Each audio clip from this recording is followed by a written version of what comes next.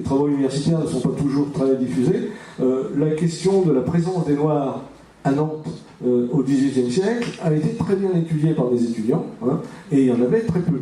Il ne faut pas les peindre non plus d'une manière idyllique. Hein. Ces Noirs qui venaient à Nantes devaient venir à Nantes avec des congés d'amirauté et leurs possesseurs étaient responsables d'eux.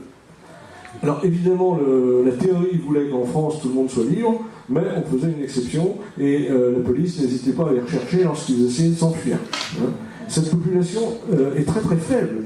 Si on cumule tout, pendant tout le XVIIIe siècle, vous n'avez eu à Nantes qu'entre 1100 et 1200 Noirs qui sont venus ici, et qui sont très peu restés. Hein. La plupart du temps, on les renvoyait avec la qualification acquise pour exercer leur métier.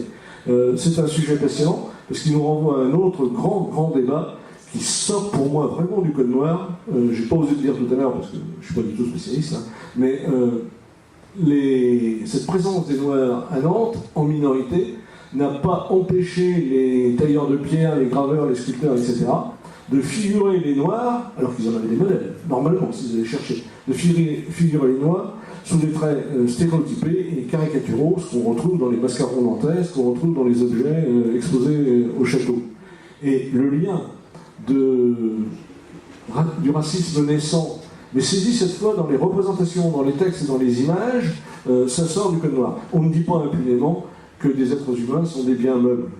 Et on ressort une figuration, je le répète, péjorative, caricaturale des Noirs. Lorsqu'il y a l'abolition de 1794, on a, vers les années 1800, avant que Napoléon s'en mêle, on a des représentations des Noirs qui sont esthétiquement très belles, et on va chercher la beauté des Noirs. La servitude va continuer, et les représentations caricaturales vont continuer, pendant littéraire ou autre, pendant tout le début du 19e.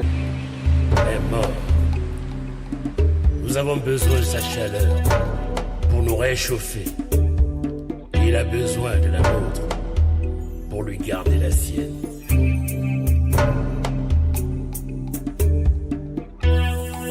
C'est pourquoi je viens réclamer le corps de mon frère qui l'on nous a arraché.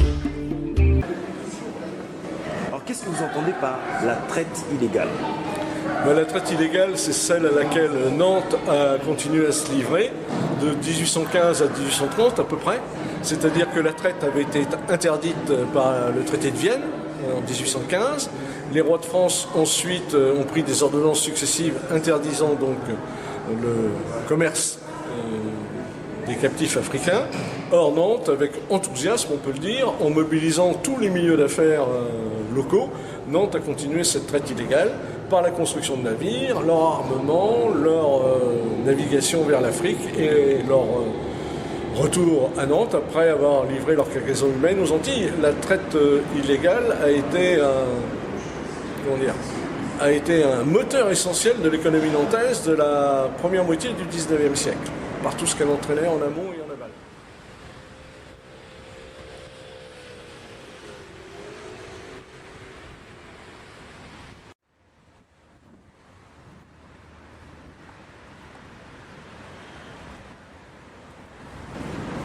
Un truc, ouais. Pour être tout à fait juste, si les visiteurs sont attentifs, ils verront sur les plaques de verre des expéditions de négrières postérieures à 1815, puisqu'on s'est servi, je pense, pour le faire de l'annuaire, en quelque sorte, du répertoire des expéditions négrières illégales élaborées par Serge Daget. C'est-à-dire que sur les plaques, il y a quand même des expéditions... Oui, il y a des noms de navires de la traite illégale. Ces navires... l'architecture très particulière, mais comme il n'y a pas de renseignements, comme les visiteurs sont perdus devant ces noms de navires qui ne leur disent rien, là encore, on n'a pas joué la carte de la satisfaction légitime de la curiosité. Ben pour qu'il y ait plus de précision au niveau des navires, en fait, qu'est-ce qui manque ? Il manque au moins le nombre de captifs par navire. Il faut quand même penser aux victimes quand on fait un mémorial, et il manque aussi le nom de l'armateur. Non pas pour faire un procès de Nuremberg à rebours, mais simplement pour montrer qui a décidé. Pour prendre une analogie un peu choquante, mais tant pis, C'est un peu comme si on évoquait une partie de la Shoah en donnant simplement les numéros des trains sans citer le nom d'Eichmann, le numéro des trains qui déportaient les Juifs et les Tziganes. Donc ça empêche les gens de comprendre et finalement ça les empêche de construire une réflexion. On leur donne simplement des textes quasiment de conclusion. C'est penser à leur place et les cantonner dans un rôle de passif.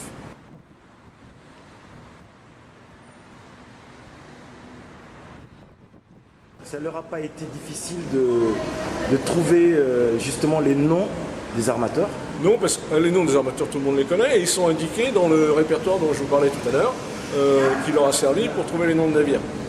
Et puis ce sont des armateurs dont les noms sont présents dans la géographie nantaise. C'est peut-être ça aussi d'ailleurs qui gênait.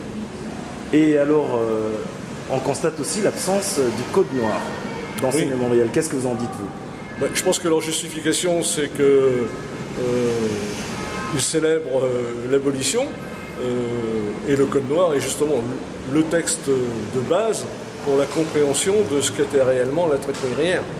Mais c'est tout à fait dommage. Ça fait croire que l'abolition met fin à tout, alors que le code noir, par exemple, donne naissance au crime contre l'humanité et il est largement responsable du développement du racisme, du développement intellectuel du racisme. Alors ne pas l'évoquer, c'est faire croire qu'en abolissant l'esclavage, on a aboli ses conséquences, et c'est un contresens évidemment historique et moral. Ceux qui disent que le projet est complémentaire avec le musée où est exposé le code noir. Je vois pas comment on peut d'un côté mettre le code noir dans un musée et puis de l'autre célébrer par des textes d'époque ou actuels l'abolition. Il y a un hiatus là qui est un petit peu insupportable, qui ressemble un peu à une récupération. Enfin c'est pas, encore une fois, ça n'aide pas, par exemple les jeunes visiteurs, à comprendre la terrible logique de ce crime contre l'humanité.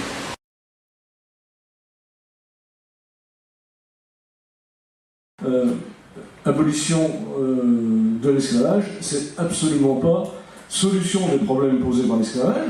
Il y a ça aussi, tout simplement. Les conséquences, on a parlé des conséquences psychologiques, mais il y en a plein d'autres. Et moi, je souhaite très vivement qu'au-delà de toute démagogie, que je souhaite vraiment que soit posé, et c'est pas du tout, et pour moi c'est complètement historique et historicisé, le problème des réparations. Qui dit crime contre l'humanité, dit forcément réparation. Moi je serais très favorable à ce qu'un débat public s'ouvre à Nantes. Il ne s'agit pas de monter un racket, etc., parce que c'est souvent caricaturé par ceux qui sont très hostiles à cela, mais ça pose le problème moral et historique de la mémoire. Merci. Je viens réclamer le corps de mon frère, que l'on nous a arraché. Simplement pour préciser que abolition et mémorial de l'abolition ne doit absolument pas être un point final. J'ai très très peur de ça. Nous avons besoin de sa chaleur pour nous réchauffer. Il a besoin de la nôtre